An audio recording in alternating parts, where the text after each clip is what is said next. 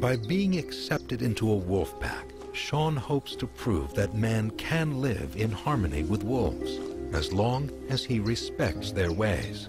I felt by doing that, I would then be trusted enough for these guys to share their secrets with me. The same secrets now that we can use to help safeguard them and their cousins in the wild.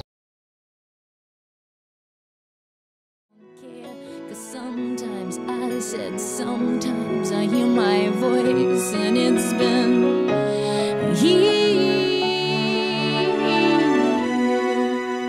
silent all these years go by. Will I still be waiting for somebody else to understand? Years go by from stripped to my beauty and the orange clouds raining in my hat. Years go by, will I choke on my tears till finally there is nothing left? One more casualty.